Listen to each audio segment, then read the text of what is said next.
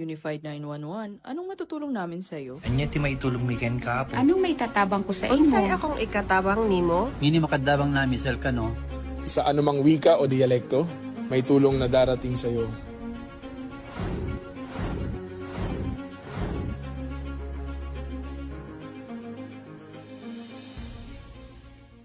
Lilingkod sa bawat Pilipino at magbibigay ng tamang impormasyon para sa tahimik at maayos na Pilipinas. Police News Network, alagad ng batas, tagapagtaguyod ng balitang pulis, sandigan ng mamamayan, patnubay ng katotohanan.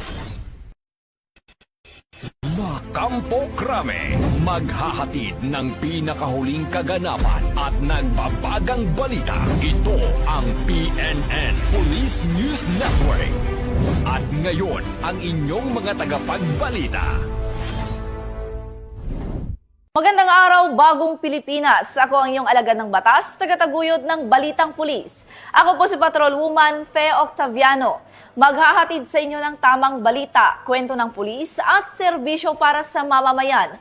At ito ang PNP News Online.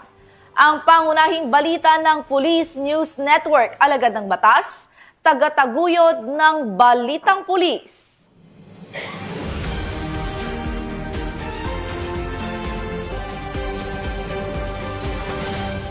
Narito ang mga balitang hatid ng ating PNN correspondents mula sa iba't ibang panig ng bansa.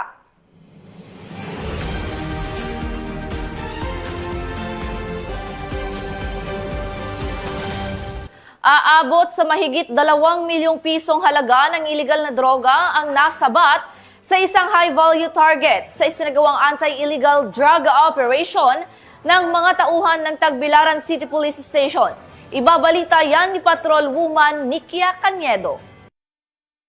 Hawak ng mga otoridad ang high-value individual na suspect matapos itong masakote at mahulihan ng 2.55 milyong halaga ng hinihinalang shabu sa isinagawang buy-bust operation ng Tagbilaran City PNP sa Puro 8 Barangay Bohol, Tagbilaran City, Bohol noong ika-19 ng Disyembre taong kasalukuyan. Kinilala ni Police Lieutenant Colonel John Carino Escobar, Chief of Police ng Tagbilaran City Police Station, Bohol Police Provincial Office, ang high-value individual na suspect na si alias Joseph, 41 anyos na tubong barangay poblasyon, Maribuhok, Bohol. Magandang araw po sa lahat. The Tagbilaran City Police Station, under the leadership of yours truly, Police Lieutenant Colonel John Karen Oliveros Escobar. This successful operation reflects our unwavering commitment to protect the children, enforce the law, and maintain safe and peaceful environment.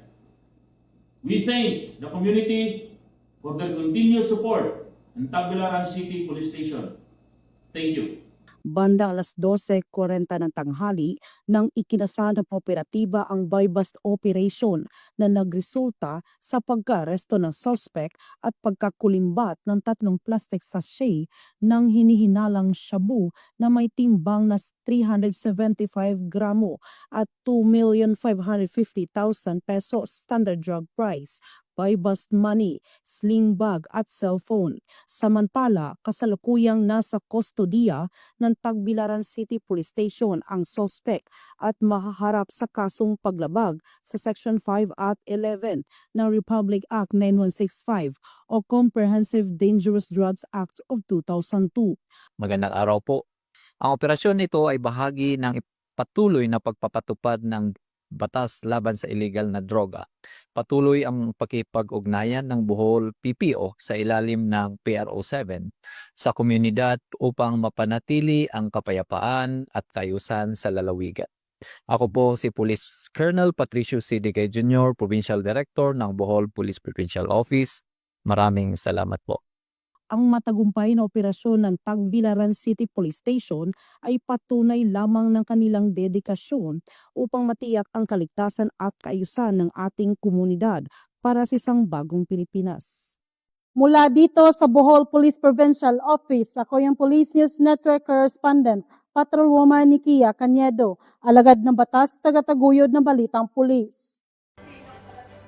Maraming salamat, Patrolwoman Cañedo, sa patuloy na internal cleansing program ng Philippine National Police. Nagsagawa ng drug testing ang mga miyembro ng Pangasinan Police Provincial Office sa pangunguna mismo ng kanilang Provincial Director na si Police Colonel Arbel Merculio. Magbabalita dyan si Patrolman Dennis Carinal. Personal na pinangunahan ni Police Colonel Arbel C. Mercolio, Provincial Director ng Pangasinan Police Provincial Office, ang isinagawang drug testing sa mga pulis sa Camguob Antonio U. Season, Lingayen, Pangasinan, bilang bahagi ng patuloy na magpapatupad ng internal cleansing program ng Philippine National Police. Layunin ng aktibidad na matiyak na ang lahat ng personel ng Pangasinan Police Provincial Office ay mananatiling malaya sa impluwensya ng pinagbabawal na gamot at patuloy na magsisilbing huwaran ng integridad, disiplina at profesionalismo sa serbisyo. Sa kanyang pangunguna, muling iginiit ni Police Colonel Mercolio ang kahalagan ng pananagutan at mataas na pamantayan ng asal sa hanay ng kapulisan. Isinagawa ang drug testing sa pagkikipag-ugnayan sa mga otorisadong medikal at laboratory personnel at alinsunod sa tinakdang health at safety protocols upang masiguro ang pagiging maayos, patas at kumpidensyal ng proseso. Lumahok dito ang mga pulis mula sa iba't ibang unit ng Pangasinan PPO bilang patunay ng kanilang pagsuporta sa mga programa ng PNP. Binigyan din ng pamunuan ng isang drug-free na police force ay mahalaga sa pagpapatibay ng tiwala ng publiko. Patuloy na mananatiling matatag ang Pangasinan Police Provincial Office sa kanilang tungkulin ay patupad ang batas ng may integridad at buong dedikasyon sa paglilingkod sa mamamayan ng Pangasinan. Mula dito sa Picadillo, Ilocos Region, ako po ang inyong Police News Network Correspondent, Patrolman Dennis Carinal, alagad ng batas, tagataguyod ng Balitang Pulis. Maraming salamat, Patrolman Carinal. Hindi lang seguridad ang hatid ng pulisya, kundi serbisyo publiko sa matagumpay na medical mission at pamaskong handog sa mahigit 100 benepisyaryo sa Ballesteros, Cagayan. Ang magandang balita mula kay Patrolwoman Richelle Ledesma. Aktibong nakibahagi ang mga kapulisan ng 2nd Cagayan Provincial Mobile Force Company sa isinagawang medical mission at pamaskong handog activity ng Holy Cross Parish Church sa bayan ng Ballesteros noong ika-21 ng Disyembre taong kasalukuyan. Mahigit 100 residente ang naging benepisyaryo ng nasabing aktibidad na naglalayong maghatid ng serbisyong medikal at pamaskong handog sa komunidad. Nagkaisa ang mga volunteer nurses at medical staff ng Holy Cross Parish Church sa isinagawang medical mission. Bilang bahagi ng matibay na ugnayan ng kapulisan at ng komunidad, ang Holy Cross Parish Church ay isang aktibong stakeholder ng 2nd Cagayan Provincial Mobile Force Company sa pangunguna ni Dr. Rose Lily Tala na patuloy na sumusuporta sa mga programang pangkalusugan at pangkawanggawa ng unit. Kabilang sa mga serbisyong inihatid ay libreng medical check-up, pamamahagi ng libreng gamot at bitamina, libreng bunot ng ngipin, libreng hilot o massage therapy, pati na rin ang pamamahagi ng grocery packs na mula kay Dr. and Mrs. Anselmo Unite. Nagsagawa rin ang 2nd Cagayan Provincial Mobile Force Company ng libreng gupit para sa mga residente katuwang ang mga graduating students ng FL Vargas College Abulug Campus. Ang aktibidad na ito ay patunay na patuloy na pagtutulungan ng simbahan, kapulisan at iba pang sektor ng lipunan sa paghahatid ng malasakit at serbisyo, lalo na ngayong panahon ng Kapaskuhan. Dito sa Police Regional Office 2, ako ang inyong Police News Network Correspondent, Patrolwoman Ledesma, alagad ng batas, tagataguyod ng Balitang Pulis. Maraming salamat, Patrolwoman Ledesma. Pag-asa at inspirasyon ang hatid ng 1st Iloilo Provincial Mobile Force Company matapos ang isang outreach program at gift-giving activity sa Tigbawan, Iloilo. Tinutukan yan ni Patrolwoman Ledeline Bansagon.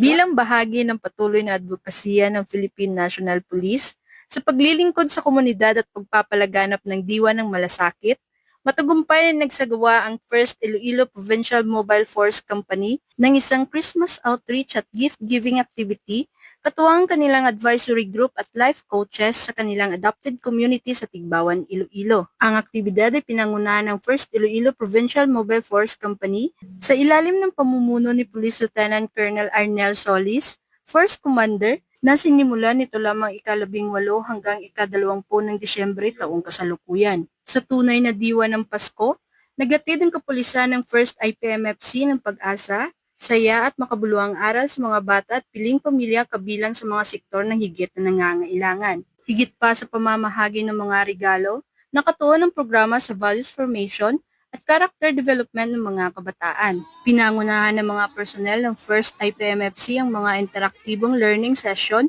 na nagbigay diin sa wastong kalinisan, mabuting asal at tamang pag-uugali.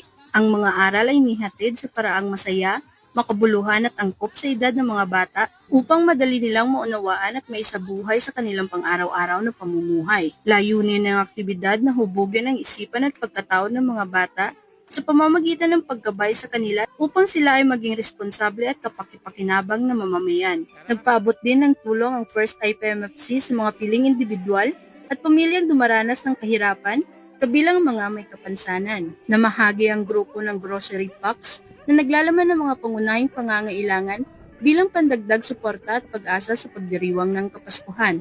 Sa kabuuan, ang matagumpay na Christmas outreach na ito ay patunay ng patuloy na pakikiisa ng First IPMFC, advisory group at life coaches sa pagtataguyod ng isang ligtas, maalaga at mapagmalasakit na komunidad. Isang adikaing tunay na sumasalamin sa diwa ng Philippine National Police. Mula dito sa Police Regional Office 6, ako ang inyong Police News Network Correspondent, Patrolwoman Ledilyn Bansagon, alagad ng batas, tagataguyod ng Balitang Pulis. Maraming salamat, Patrolwoman Bansagon. Arestado ang isang 21 anyos na lalaki na isa ring top 4 provincial most wanted person matapos silbihan ng warrant of arrest para sa kasong rape ng mga tauhan ng Cebu City PNP. Patrolwoman Judith Nicanor sa report. Sa kulungan ang bagsak ng suspect na top 4 most wanted person provincial level na may kasong rape patapos itong maaresto ng kapulisan ng Cebu City sa Sitio Kadauan, Barangay Talamban, Cebu City nito lamang nakaraan. Kinilala ni Police Colonel George V. Ilanan, officer in charge ng Cebu City Police Office, ang wanted na suspect na si John, 21 anyos na residente ng Barangay Anupog, Pinamungahan, Cebu. Ang suspect ay naaresto sa bisa ng warrant of arrest para sa kasong rape na inisyo ni Honorable Stephen Ian Bilacho, presiding judge ng RTC Branch 22, 7th Judicial Region, Cebu City, Cebu noong Disyembre 15 taong kasalukuyan. Kasalukuyang nakapiit sa Police Station 8 CCPO ang suspect para sa dokumentasyon at tamang disposisyon. Magandang araw po sa ating lahat. Pinapaabot po namin sa ating mamamayan ang police personnel ng Police Station 8, Talamban Police Station ay matagumpay na naaresto ang isang wanted person sa kasong rape sa bisa ng isang warrant of arrest. Nagpapasalamat po kami sa ating mga mamamayan na nagbigay ng impormasyon at kooperasyon. Ang hustisya po ay patuloy na isusulong namin alinsunod sa batas at isikapin naming mapanagot ang sinumang lalabag sa karapatan at dignidad ng kapwa. Kung may impormasyon o nais i-report, makipag-ugnayan lamang sa pinakamalapit na himpilan ng pulisya. Para sa ligtas na komunidad, sama-sama tayong magbantay at kumilos. Ang matagumpay na pagka-aresto ng suspect ay patunay ng PNP na kanilang mas pinaigting na pagpapatupad ng batas upang mapanatiling ligtas at payapa ang komunidad alinsunod sa direktiba ni Police Lieutenant General Jose Melencio C. Nartates Jr., Acting Chief Philippine National Police. Mula dito sa Cebu City, ako ang inyong Police News Network Correspondent, Patrolwoman Judith Nicanor, alagad ng batas, tagataguyod ng Balitang Pulis. Maraming salamat, Patrolwoman Nicanor. At yan ang mga balita ng ating PNN correspondents mula Luzon, Visayas at Mindanao. At mga ka-PNN, 2 araw na lang, Pasko na!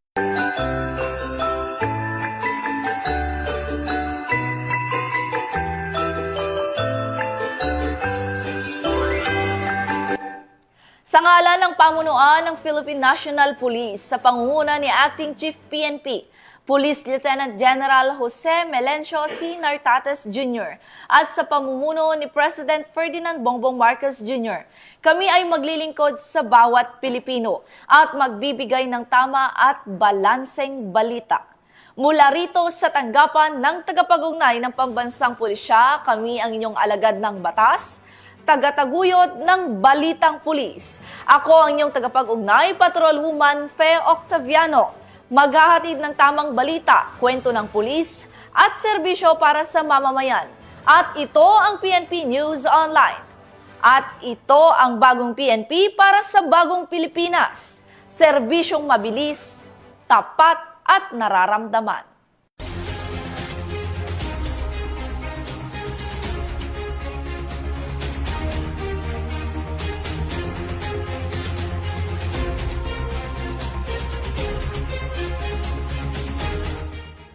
Police News Network, alagad ng batas, tagapagtaguyod ng balitang pulis.